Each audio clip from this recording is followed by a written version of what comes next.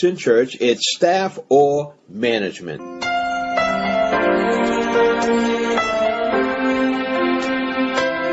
This is the time when we open up the doors to you and we let them in. When you're up, let 'em in. When you're down, let 'em in. When you're bound, let 'em in. Let 'em in. Coming up next will be Pastor Bruce Wall with Morning Inspiration, heard on the Boston Praise Radio and TV network. This broadcast is being sponsored by Ethos. Ethos delivers free meals on wheels to thousands of older Bostonians. Go to ethocare.org, that's ETHOCARE.org, or call 617-522-6700 to learn more. That's 617-522-6700. We are proud to have Ethos as a sponsor. We want to thank the Taste of Eden restaurant for sponsoring this broadcast. Taste of Eden is located at 38A Norfolk Street in Dorchester, Massachusetts. Call Hoper at 617-283-0077.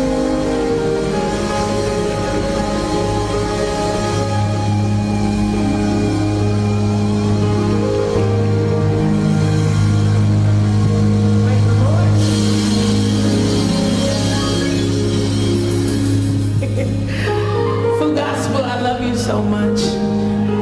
Our presiding bishop, to our founder, I love you so much. You know what?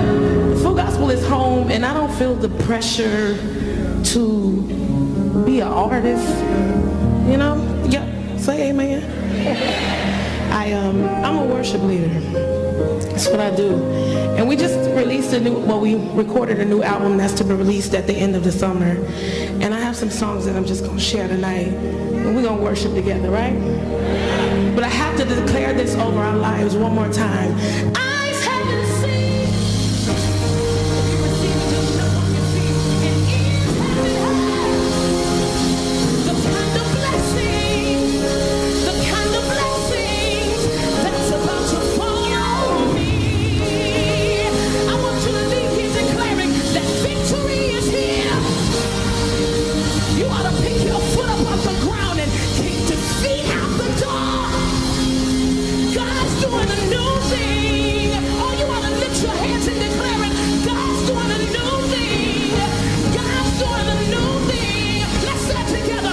Get ready for overflow.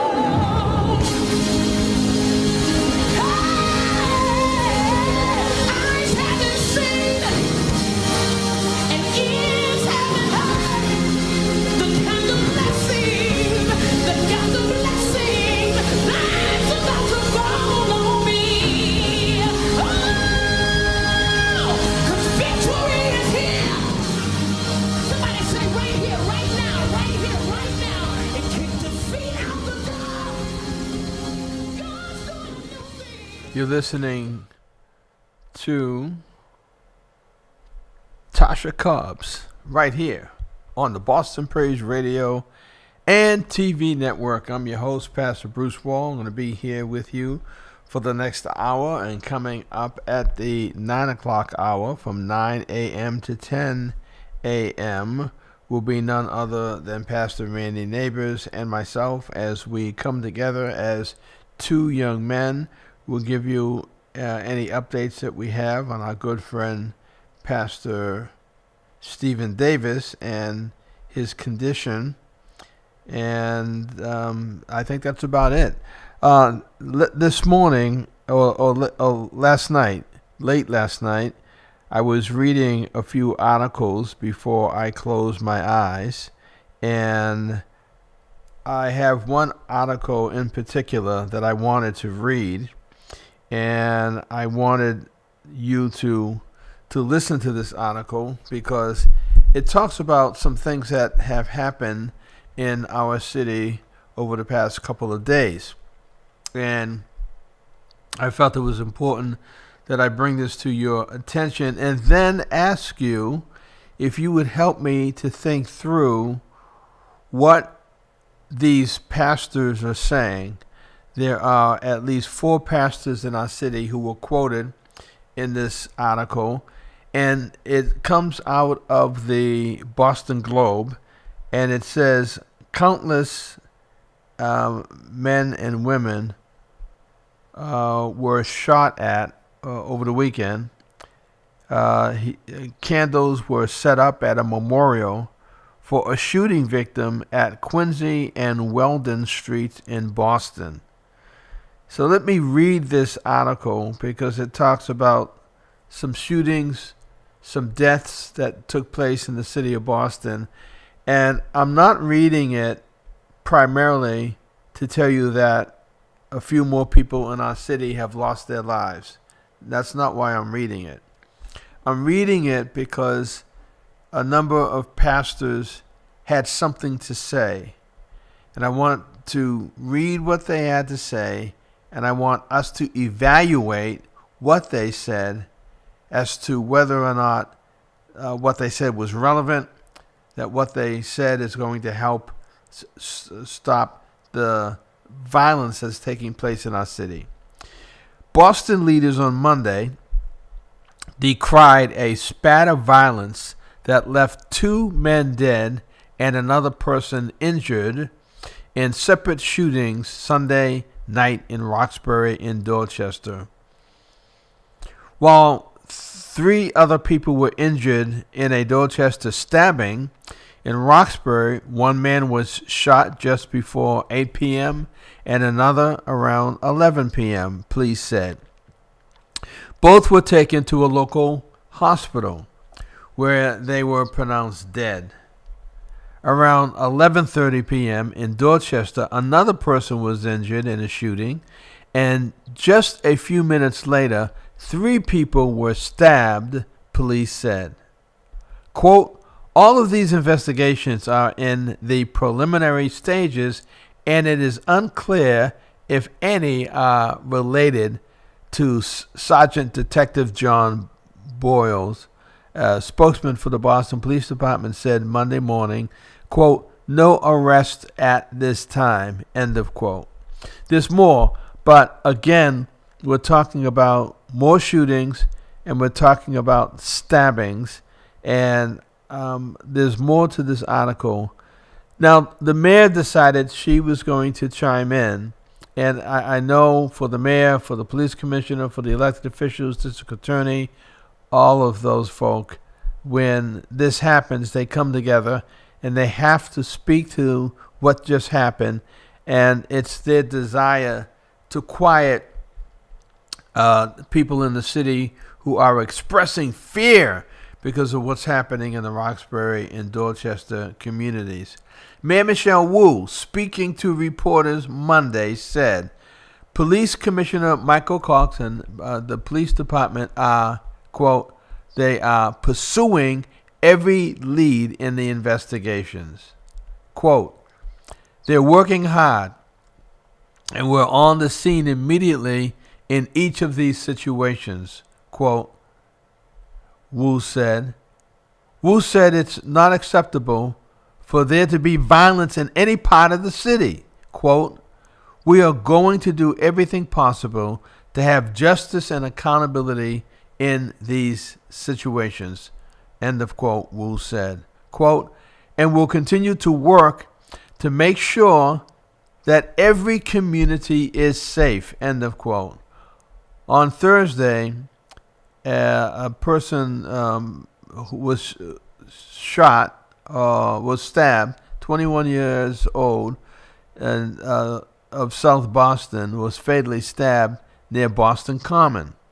Advocates on Monday criticized Wu for the city's response to recent violence. Now, the point I'm trying to pull out of this article is the complaints coming from the pastors.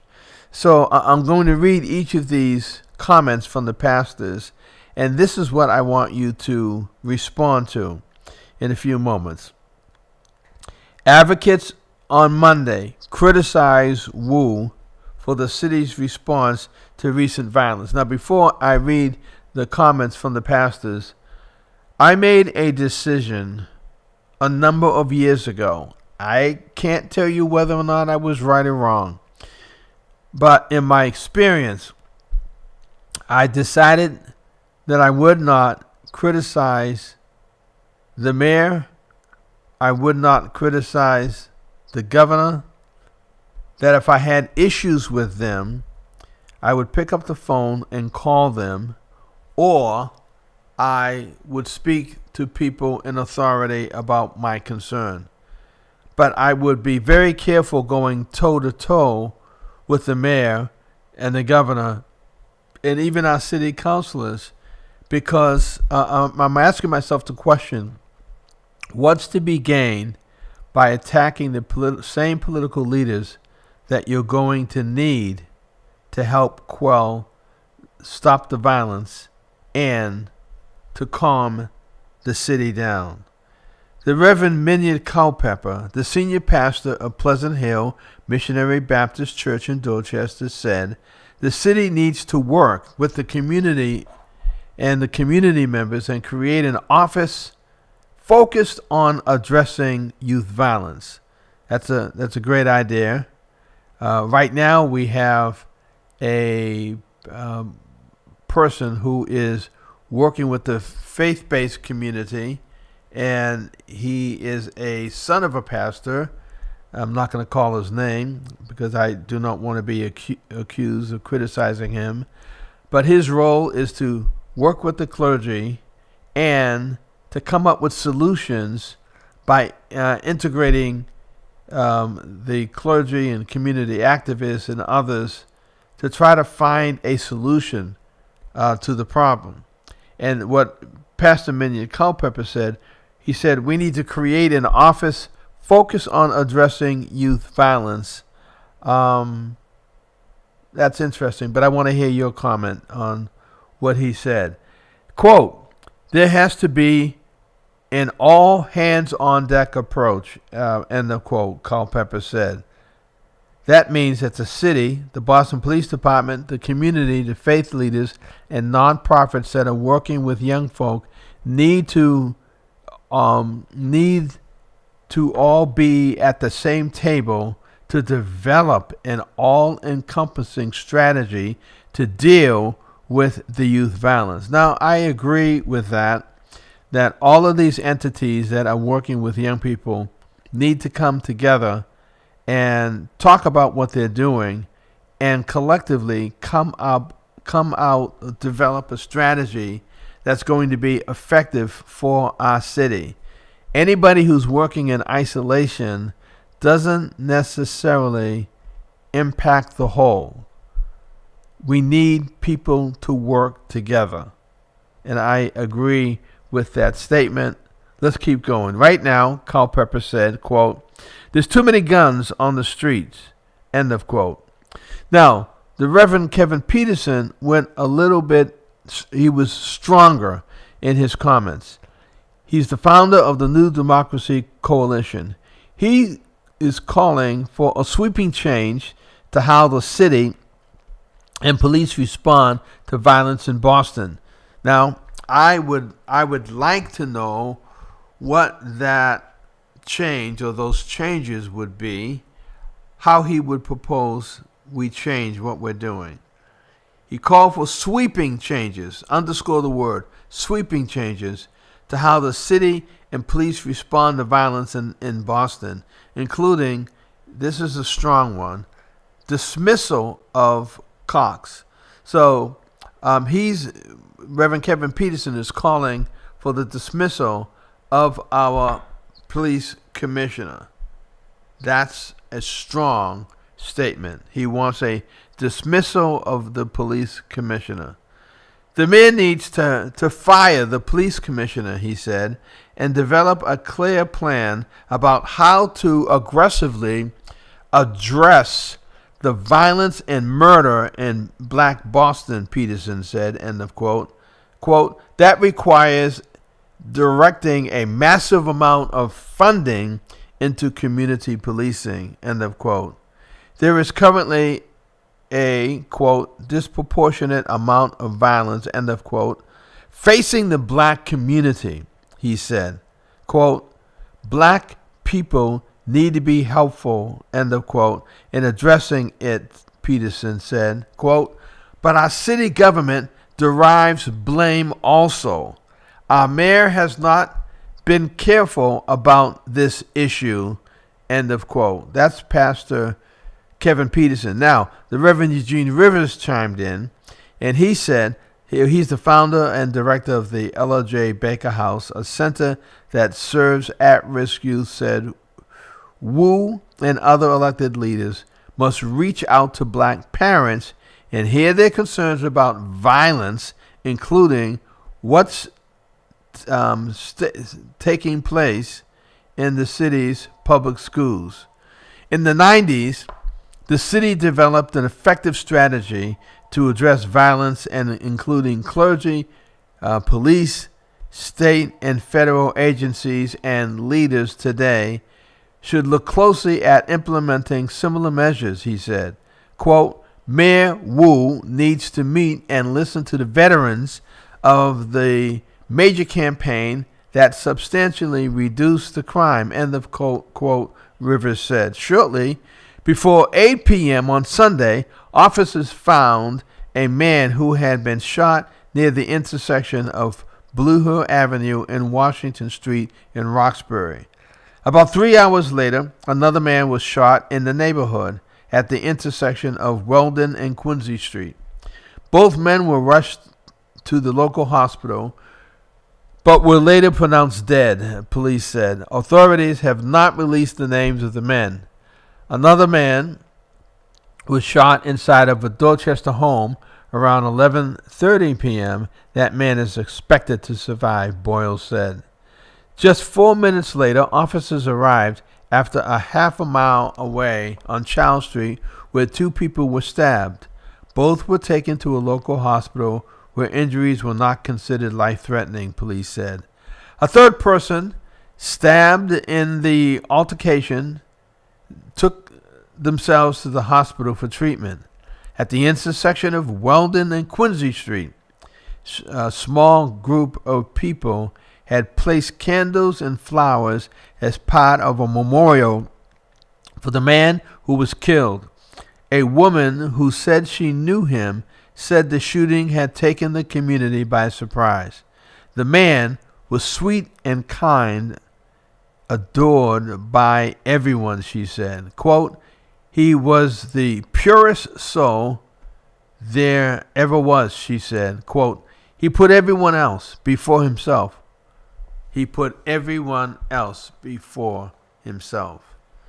So, Reverend Peterson, Reverend Eugene Rivers, Reverend Minyard Culpepper are 3 pastors who are commenting on the violence that's taking place in our city. Reverend Kevin Peterson is calling for the ouster, the firing, the letting go of Police Commissioner Michael Cox. So, Pastor Minyard Culpepper has a right to comment about this because he has been working with young people and their families out of his church and in the neighborhood on Humboldt Avenue. Reverend Eugene Rivers has something to say because he has been working for years to address this issue all over the city, more specifically in Four Corners. And Kevin Peterson is relatively new to the type of advocacy, the verbal advocacy, although he worked with Reverend Eugene Rivers for a number of years.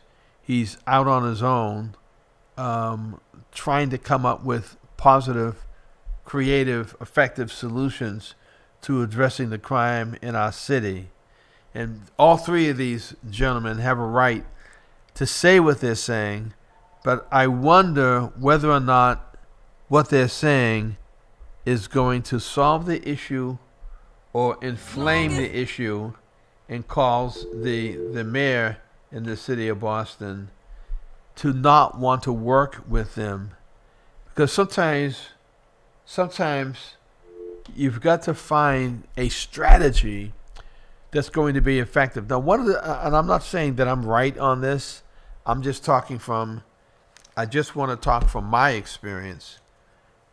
Many years ago, when I was involved in the fight against street level crime, trying to stop the drug dealers from taking over housing developments, taking over the streets, one of the things that I did is that I looked past the elected officials and I decided that I was going to come up with a solution, of which I did along with Georgette Watson and a number of other people that we work with. We came up with solutions and we implemented them. We didn't go to the police first. We didn't do that. We came up with solutions, things that were going to possibly solve the problem in our city. We implemented it, and the politicians came to us. We didn't have to criticize the politicians, because once you start criticizing them and putting their positions in jeopardy, or their reputation is hurt by what you're saying, then what happens is that you become their target. So you're targeting the elected officials that you don't think are doing what they should be doing, and they're targeting you because you're getting in their way and making them look bad. There's got to be another way for the elected officials who are in positions of power, the mayor, the appointed police commissioner, and these clergy who have negative things to say about them. They've got to sit down and iron out the issue that they're dealing with. Because if they don't, our city is not going to have a plan that's been created by those in the street as well as those in City Hall or in the State House. And the people in City Hall and the State House have the resources and the man and women power. The people in the streets have the experience and connection with those in the community who could be causing the problems. We've got to find a way to come together. Now, I made a mistake many years ago when Mayor Thomas Menino and I disagreed, strongly we disagreed, about the solution to fighting the crime in the city. Yeah, he went on the attack against me. I retaliated and attacked him, and it made for newspapers and TV and radio stations sold commercials, and they were able to bring us on and have us go at each other. And they made money because of the tension that we had with each other. But we didn't work together to come up with a solution, because the city had the resources to fund what it was that Georgette and I were doing.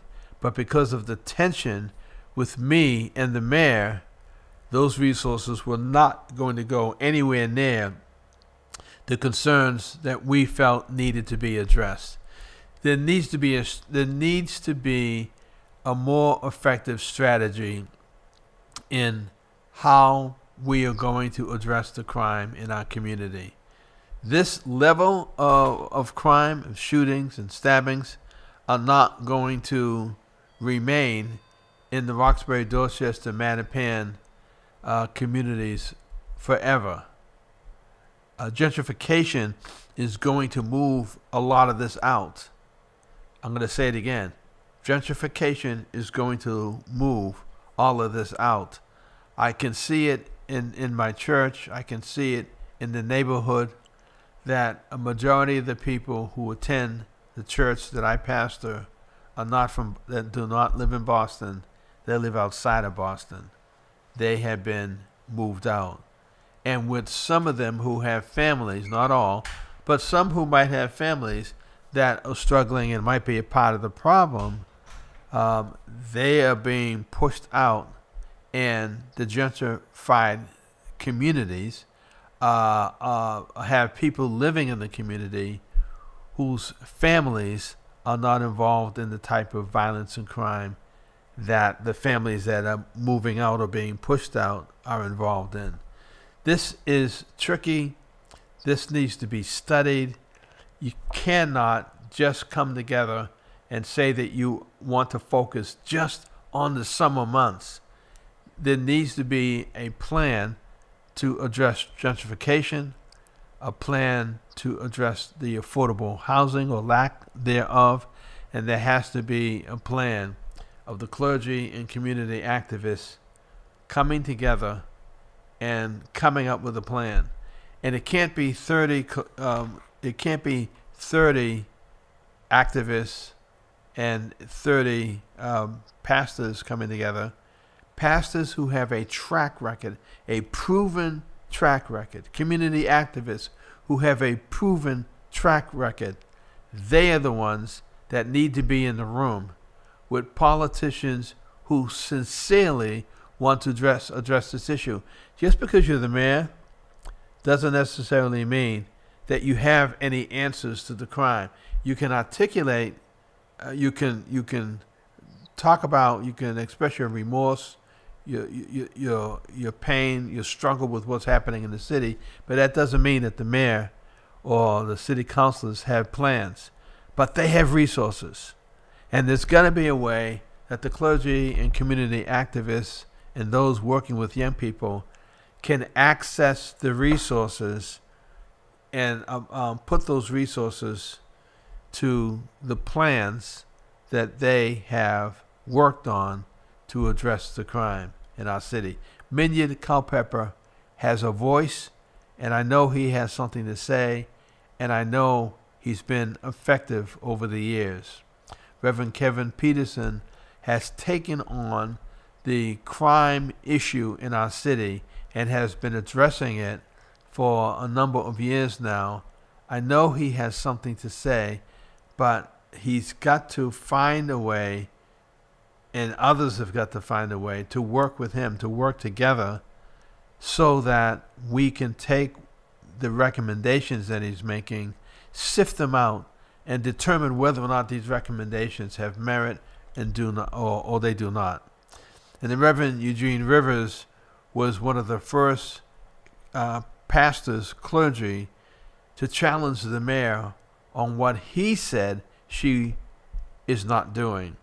I can't tell you whether or not they have sat in a room together to work on their issues with each other, but if Pastor Culpepper, if Reverend Kevin Peterson, if Pastor Eugene Rivers have solutions, and I believe that they've been articulating some of those solutions, they cannot do it independently and by themselves. They need to work collectively with elected officials who have resources, because we need those resources to address the crime in our city. I want you to stay right there. We'll be right back with more. And our phone number is 617-282-0685, 617-282-0685. If you want to give me a call, I'll open the phone lines for you to call me and let me know your thoughts regarding the shootings, the stabbings, the clergy's response, the need for clergy, community activists, and elected officials to come together and map out a plan. That's what I haven't seen. I have not seen a comprehensive plan. I have seen a lot of press conferences and listened to them. I have listened to the police commissioner at every shooting that he shows up to. I have heard him decry and speak